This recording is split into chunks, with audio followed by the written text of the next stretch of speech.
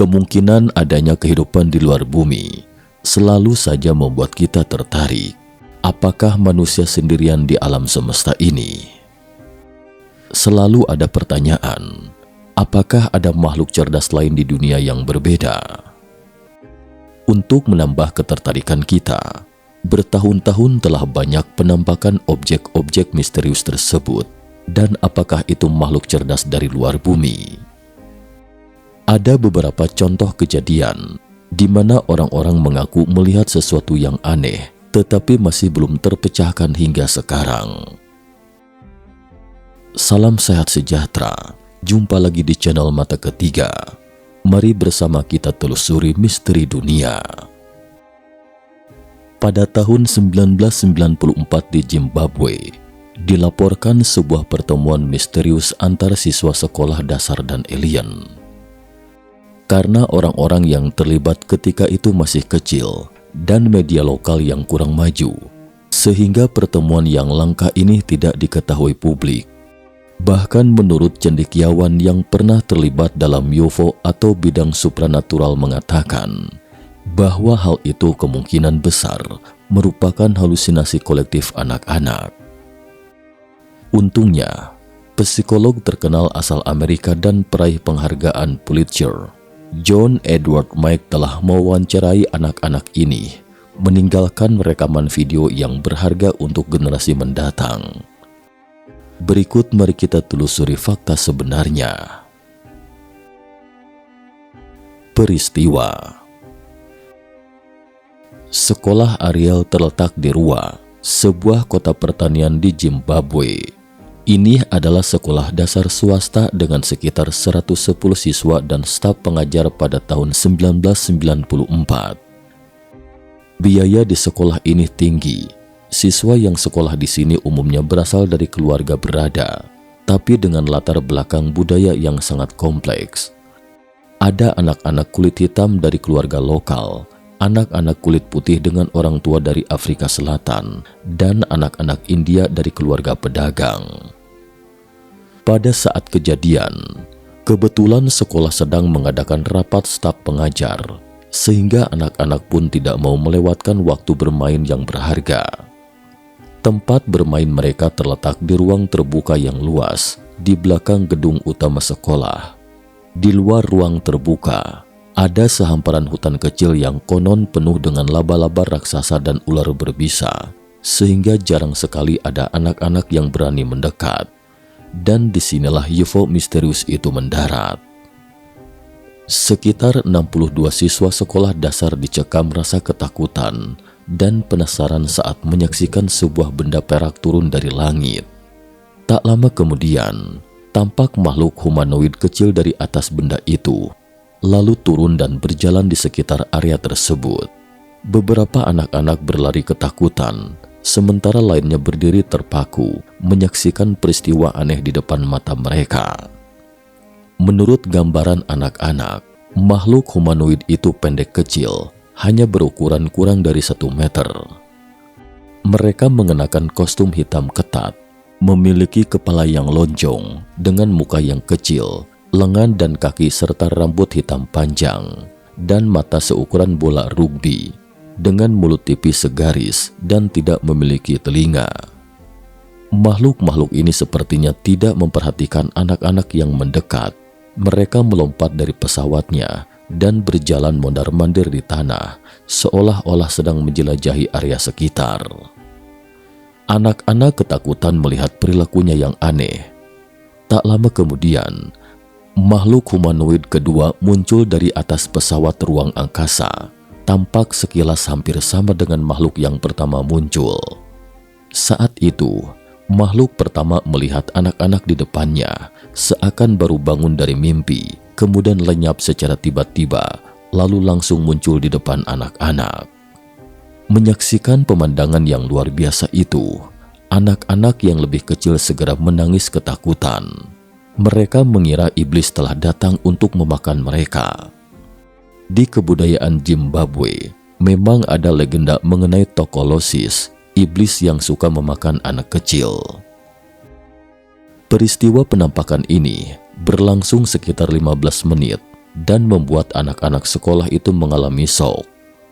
Berita mengenai adanya pendaratan UFO dan makhluk alien di dekat sekolah Ariel segera membuat para peneliti UFO berdatangan ke lokasi tersebut.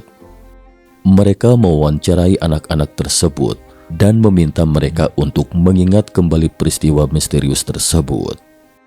Awalnya aku mengira kalau ia adalah tukang kebun, lalu aku menyadari kalau makhluk itu adalah alien, kata salah seorang anak kelas 4. Anak itu juga mengatakan kalau makhluk itu memiliki mata yang sangat besar. Mengenai cara berjalannya, ia mengatakan kalau makhluk itu seakan memantul seperti sedang berada di bulan, walaupun tidak sama persis. Meski diliputi ketakutan, beberapa anak terlihat sangat tertarik dengan sosok misterius tersebut.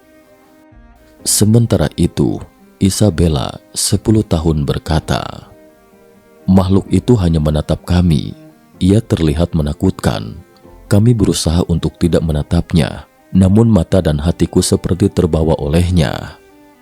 Menariknya, Isabella dan anak-anak lain percaya kalau makhluk itu telah melakukan komunikasi lewat pandangan matanya dan berkata kepada anak-anak itu bagaimana manusia telah melakukan perbuatan-perbuatan buruk yang merusak planet bumi. Elsa, nama samaran, juga menegaskan hal ini. Ketika melihat makhluk itu, pikirannya hanyut oleh kekhawatiran mengenai kondisi bumi yang kian parah. Ia yakin kalau makhluk ini hendak mengatakan sesuatu mengenai masa depan bumi. Dunia ini akan berakhir, mungkin karena kita tidak menjaga dengan baik planet ini. Seperti kondisi di mana pohon-pohon akan bertumbangan, oksigen semakin menipis dan orang-orang menjadi sekarat. Pikiran-pikiran itu sepertinya masuk ke benakku dari mata makhluk humanoid itu, katanya. Cynthia Han, salah seorang peneliti UFO Afrika yang ikut menyelidiki kasus ini keesokan harinya, meminta kawanan siswa SD itu untuk menggambarkan apa yang disaksikan oleh mereka. Dan Cynthia mendapatkan 35 gambar sketsa yang menunjukkan objek-objek yang serupa. Apa yang sebenarnya yang terjadi di Rua? Apakah anak-anak ini telah sepakat untuk memberikan kabar bohong? Peristiwa penampakan yang terjadi di sekolah Ariel ini dianggap sebagai salah satu misteri UFO paling penting di masa modern ini.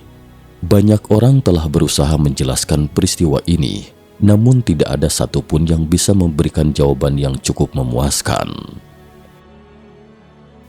Penyelidik penting, Profesor John Edward Mike.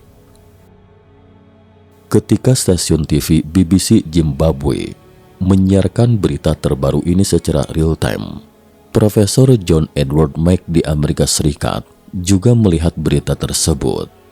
Dia segera meminta asisten penelitinya, Dominic Kalimanopoulos, untuk membatalkan semua jadwal selanjutnya dan ke Rua untuk melakukan penyelidikan di tempat. Mike adalah seorang psikiater asal Amerika dan kepala Departemen Psikiatri di Harvard Medical School. Spesialisasinya adalah psikologi anak dan telah mempelajari trauma psikologis terkait kasus penculikan alien sejak tahun 1990-an. Dapat dikata, Mike adalah penyelidik terbaik atas kejadian tersebut. Pada November ketika itu, atau 2 bulan setelah insiden Rua, Profesor John Mike dan asistennya terbang ke Zimbabwe. Selama beberapa hari penyelidikan, Profesor Mike melakukan percakapan mendalam dengan lebih dari 50 anak yang menyaksikan peristiwa itu. Sebagai psikolog anak, Mike membuat mereka berbicara lebih banyak. Beberapa anak bahkan berkomunikasi secara lisan sambil menggambar, yang membuat kejadian hari itu berangsur-angsur menjadi 3 dimensi di benak Profesor Mike.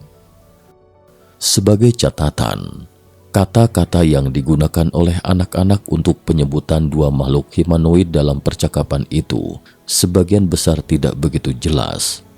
Misalnya seperti kata benda kecil, sesuatu, makhluk, atau dia. Kata-kata yang digunakan oleh anak-anak untuk penyebutan 2 makhluk humanoid dalam percakapan itu. Dengan kata lain, Anak-anak tidak memiliki konsep tentang UFO, dan dia sesuai dengan hasil penyelidikan Cynthia Hein. Cynthia mengatakan dalam sebuah wawancara bahwa banyak anak tinggal di pedesaan dan belum pernah melihat film atau acara TV bertema alien ala Hollywood. Karena itu, dia yakin kesaksian anak-anak itu dapat dipercaya karena imajinasi mereka tidak tercemar oleh budaya pop UFO. Selain anak-anak, Profesor Mike juga melakukan komunikasi mendalam dengan staf pengajar. Pada awalnya, sebagian besar guru tidak percaya dengan apa yang dialami anak-anak tersebut. Namun ketika melihat profesionalisme Profesor Mike dalam berkomunikasi dengan anak-anak dan pengalaman yang sama seperti cerita anak-anak tersebut, banyak dari mereka pun mulai goyah dengan pandangan mereka sebelumnya. Beberapa hari kemudian, ketika penyelidikan selesai, Profesor Mike menarik kesimpulannya. Cara mereka menceritakan pengalaman ini persis sama dengan gambaran orang-orang yang pernah mengalaminya yang pernah saya saksikan. Sebagai seorang psikolog, saya bisa membedakan atas perilaku seseorang yang mencoba meyakinkan atau menipu orang lain. Melalui cerita anak-anak ini, saya bahkan dapat melihat keraguan batin mereka, karena saat demikian, tidak banyak orang dewasa yang mau mempercayai mereka. Bahkan tidak ada yang mau mendengar cerita mereka, sehingga mereka mulai meragukan ingatan mereka. Kesimpulan Profesor Mike bisa dikatakan sangat konservatif. Dia hanya menganalisa apakah anak-anak itu berbohong, tetapi tidak menilai kebenaran dari peristiwa itu sendiri. Namun meski demikian, tetap saja menuai kritik dari sebagian orang, dan karena kritik seperti itu, sehingga banyak yang menganggapnya sebagai ilusi kolektif. Dalam salah satu wawancaranya, Profesor Mike berkata, "Saya mungkin tidak akan menerima bulat-bulat apa yang dikatakan oleh anak-anak ini, namun saya menganggapnya serius. Saya tidak akan pernah mengatakan kalau ada alien di luar sana yang kerjanya menculik orang-orang. Namun saya akan mengatakan kalau ada fenomena-fenomena menarik yang tidak bisa saya jelaskan sehingga membutuhkan penelitian yang lebih mendalam." Sayangnya, pada tahun 2004 silam, Profesor Mike tewas akibat ditabrak oleh pengendara mabuk. Dan hingga saat ini, mungkin tidak ada peneliti lain yang menaruh perhatian serius atas kasus Rua sebesar Profesor Mike. Demikian juga dengan Cynthia Hein yang sudah meninggal pada tahun 2000. Dengan demikian, kasus Rua mungkin akan segera terlupakan dan masuk ke dalam arsip kasus-kasus tidak terpecahkan lainnya. Hal ini mungkin karena Profesor Mike tidak secara langsung meragukan dan menertawakan anak-anak ini seperti orang lain yang mungkin tanpa sadar telah menyemangati mereka, sehingga mereka tetap teguh pada pendapat dan pilihan mereka sendiri setelah mereka dewasa. Mereka tidak serta-merta meragukan atas keyakinan yang pernah mereka saksikan. Anak-anak yang mengalami insiden Rua Afrika ketika itu bahkan pernah berbagi lagi cerita mereka di Los Angeles pada tahun 2013. Beberapa dari mereka ada yang menjadi orang sukses, ada juga yang biasa-biasa saja. Meski nasibnya tidak sama, tapi mereka memiliki keyakinan yang sama, yaitu tetap teguh dengan keyakinan mereka.